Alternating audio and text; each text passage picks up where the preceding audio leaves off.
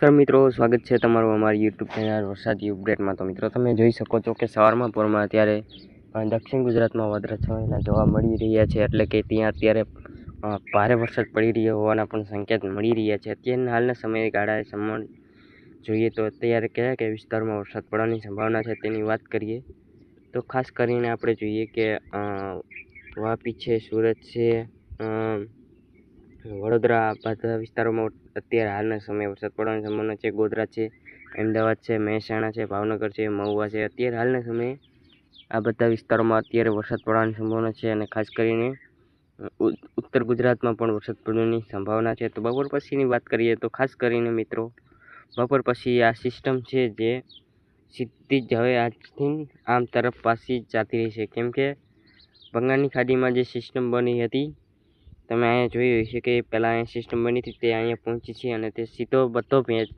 અરબી સમુદ્રમાં હતો તે સીધો એના તરફ ખેંચીને લઈ જાય છે। હવે તો આજે બપોર પછી તે બધો ભેજ બીજી સિસ્ટમ બાજુ વહી જાય છે।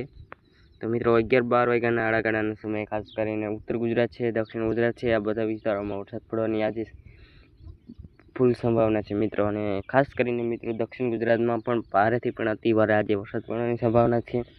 આવતીકાલથી આખા ગુજરાતમાં વરસાદનું જોર ઘટી જશે। સૌરાષ્ટ્ર છે, કચ્છ છે, આ બધા વિસ્તારોમાં કાલથી જોર ઘટી જશે, અને કાલે સુરતમાં ઘણો બધો વરસાદ પડ્યો તેની પણ આપણે આગળ વાત કરશું। પણ તે પહેલાં આપણે 8 તારીખે બપોર પછીની વાત કરીએ તો બપોર પછી તમે જોઈ શકો છો ખાસ કરીને સુરતમાં વરસાદ પડવાની સંભાવના છે। બાકી રાત્રિના સમયે જોઈ શકો છો તમે 9 તારીખે મિત્રો છૂટાછવાયા વિસ્તારોમાં છે ને વરસાદ ઝાપટા પડવાની સંભાવના છે। આદરાનો વરસાદ પડવાની સંભાવના છે, સવારમાં પડે ને બપોર પછી ના પડે તેવો વરસાદ પડવાની સંભાવના છે। બાકી 13 તારીખે જોઈ લો મિત્રો, કાલથી જોર હાવ ઘટી જશે, આજનો દિવસ વરસાદ પડવાની સંભાવના છે। મિત્રો તમે જોઈ શકો છો અત્યારે આખા ગુજરાતમાં વાદળા છવાયેલા પણ જોવા મળી શકે છે, તમે જોઈજો। તો મિત્રો અત્યારે ખાસ કરીને વરસાદ પડવાની સંભાવના છે તો તે છે દક્ષિણ ગુજરાત છે, વડોદરા છે, અમદાવાદ છે, મહેસાણા છે, ભાવનગર છે, મોરબીના પણ વિસ્તારોમાં વરસાદ છાંટાછૂટી થવાના વિસ્તારોમાં છે, વેરાવદર છે, મહુવા છે। તો મિત્રો આ બધી સિસ્ટમ છે તે બપોર પછી સીધી જ તે આમ ખેંચાઈ જવાની છે, એટલે કે ભારત તરફ ખેંચી જશે। આજે બપોર પછી આ બધો ભેજ તે તરફ ફાયલો જશે। મિત્રો હવે જોઈએ કે અત્યારે કાલે કયા કયા વિસ્તારમાં વરસાદ પડ્યો, અને જોઈએ તો ચલો ચોમાસું ક્યાં પગ્યું તેની પણ વાત કરશું। તો મિત્રો તમે જોઈ શકો છો કે ચોમાસું આખા ગુજરાતને કવર કરી લીધું છે। આખા ભારતમાં ખાલી રાજસ્થાનનો થોડોક એરિયો બાકી છે, બાકી આખા ભારતમાં ચોમાસું એ એન્ટર લઈ લીધું છે। તો મિત્રો આપણે જોઈએ કે કાલે કયા કયા વિસ્તારોમાં વરસાદ પડ્યો હતો અને કેટલા ઇંચ વરસાદ પડ્યો હતો। તો મિત્રો તમે જોઈ શકો છો સુરતના વલસાડની અંદર 17 ઇંચ વરસાદ પડ્યો, તમે જોઈ શકો છો, તમને સ્પષ્ટ દેખાતું હશે કે 17 ઇંચ વરસાદ પડ્યો।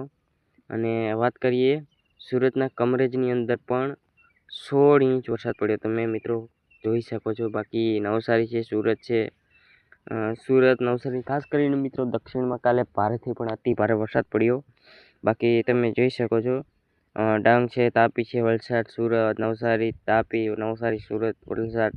તો મિત્રો દક્ષિણ ગુજરાતના બધા જ એરિયામાં કાલે ભારેથી પણ અતિ ભારે વરસાદ પડ્યો, જેમ કે વાદળ તૂટ્યું હોય તેવા પણ સંકેત નહીં, પણ તેવી રીતના વરસાદ પડ્યો છે ત્યાં મિત્રો। તો મિત્રો આજે વરસાદની આગાહી છે, કાલથી સાવ ઘટી જશે।